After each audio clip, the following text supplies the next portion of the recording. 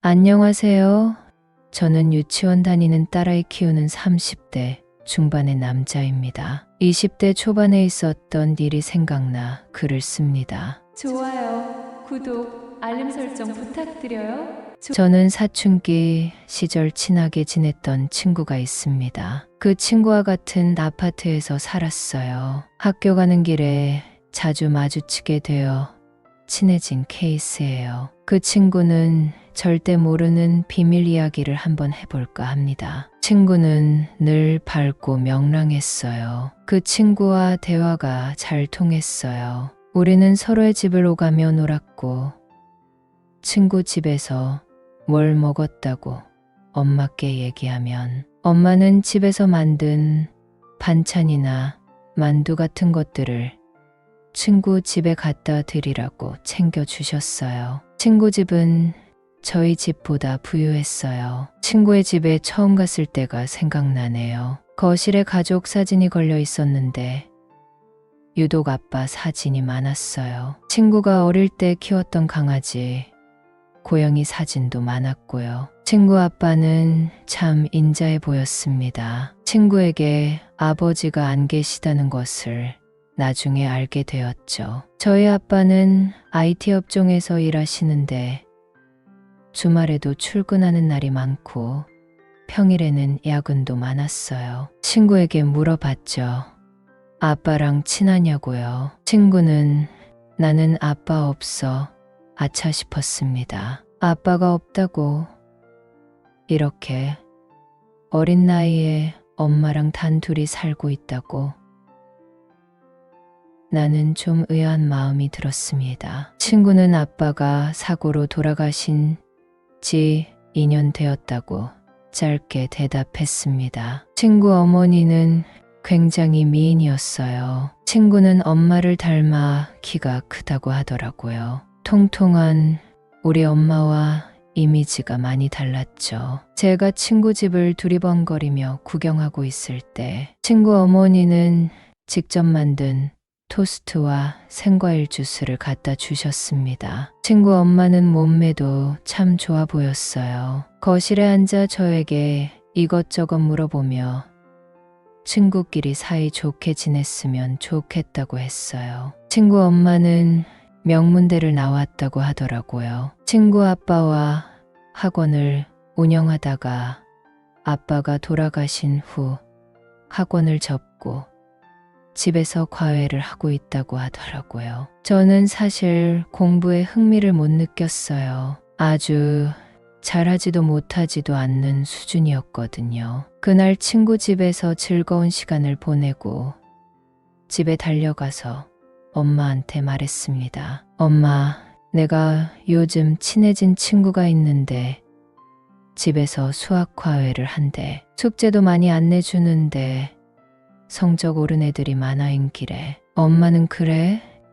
고마운 아줌마네. 이번 기회에 너도 마음 좀 잡고 공부에 집중해봐 라고 했어요. 저는 그날 이후로 친구와 공부 좀 제대로 해보자고 다짐했어요. 친구 엄마가 소개해준 문제집으로 공부했고 친구네 집에 놀러 갈 때 모르는 문제를 표시해 가서 질문하기도 했습니다. 수학에 자신감이 생기게 되었고 성적도 점점 올랐어요. 고등학교에 진학 후 치열하게 공부해서 꿈에 그리던 대학에 입학하게 되었어요. 친구도 꽤 좋은 학교에 입학했어요. 그때는 세상을 다 가진 기분이었죠. 친구 엄마는 그동안 고생했다며 집으로 오라고 했어요. 저는 입시 끝나고 아르바이트해서 모은 돈으로 친구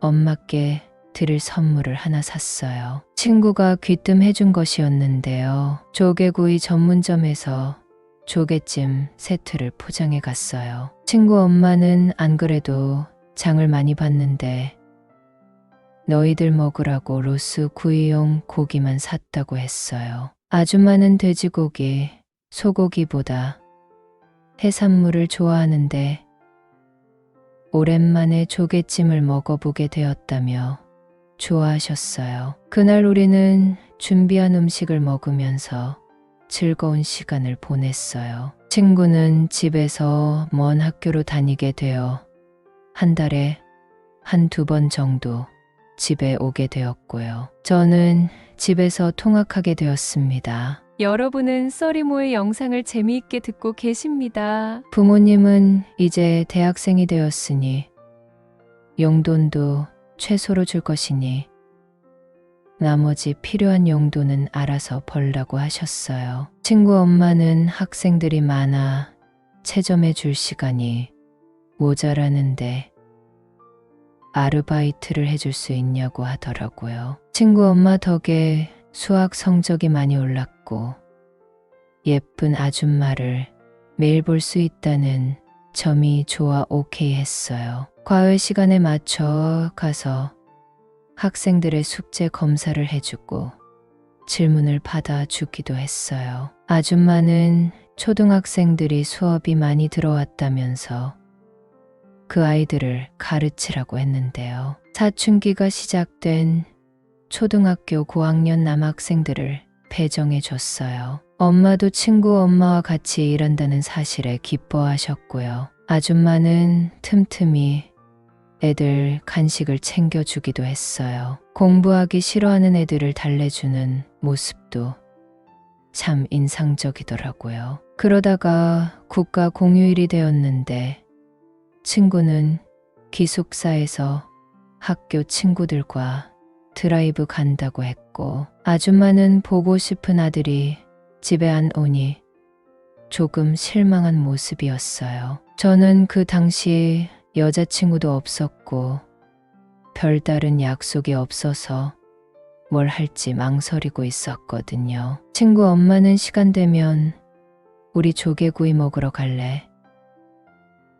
내가 좋아하는 식당이 있어 하고 말씀하셨어요. 저는 음식을 가리지 않는 편이라 좋다고 대답했어요. 아줌마는 신이 나서 운전을 했고 조개구이 무한리필 식당에 도착했어요. 아줌마는 작정하고 온 듯 했어요. 우리는 열심히 먹고 바닷가로 이동해서 일몰도 봤어요. 아줌마는 해산물이라면 자다가도 일어나서 먹을 정도로 좋아하는데 아들이 별로 좋아하지 않아 혼자 사 먹기도 애매했는데 제가 동행해주니 너무 고맙다고 하시더라고요. 아저씨랑 연애할 때 자주 왔던 해수욕장이라며 아저씨가 그리울 때면 이곳에 달려온다고 했어요. 아줌마에게 좋은 남자 있으면 데이트하셔도 되지 않겠냐고 했더니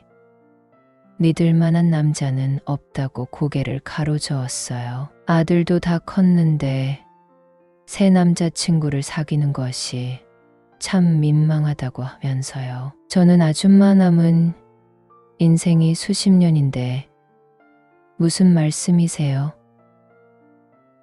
아줌마처럼 예쁘고 실력 있는 중년이 어디 있다고요? 아줌마는 제 눈을 지그시 바라보더니 사실 욕심내면 안 되는 사람을 마음에 품고 있다고 하더라고요. 그게 누구냐고 물었더니 바로 저라고 하더라고요. 그때 심장박동수가 빨라졌습니다. 사실 제가 하고 싶었던 말이었거든요. 하지만 그날 우리는 많은 고민 끝에 집에 갔습니다. 우리 둘만 생각할 수 없었거든요. 아줌마가 얼마나 외로웠는지 조금은 알 것 같았거든요. 하지만 두려운 마음이 앞섰거든요. 엄마 같은 사람과 가깝게 지낸다는 것은 있을 수 없는 일이라고 생각했고요. 그 뒤로 어떻게 되었냐고요? 평상시처럼 아줌마 집에서 수학 과외를 했어요. 1년간 그 일을 하고 저는 학원에서 아이들을 가르치게 되었어요. 그리고 대학 졸업하기 전에 사귀게 된 여자친구 뱃속에 예쁜 아기가 생겨 일찍 결혼하게 되었어요. 아줌마는 제 결혼식에 오셔서 진심으로 축하해 주셨어요. 가끔 친구랑 만나는데 아줌마에게 새 남자친구가 생겼다고 하더라고요. 아줌마는 아이들이 하교하기 전에는 시간이 돼서 봉사단체에 들어갔는데 거기서 만난 한 자영업자와 곧 결혼하게 되었다고 하더라고요. 지역에서 큰 횟집을 운영하는 분인데 아줌마가 좋아하는 해산물 요리를 실컷 드실 수 있으니 잘 된 것 같아요. 조개구이를 먹던 그날 아줌마를 좋아한다고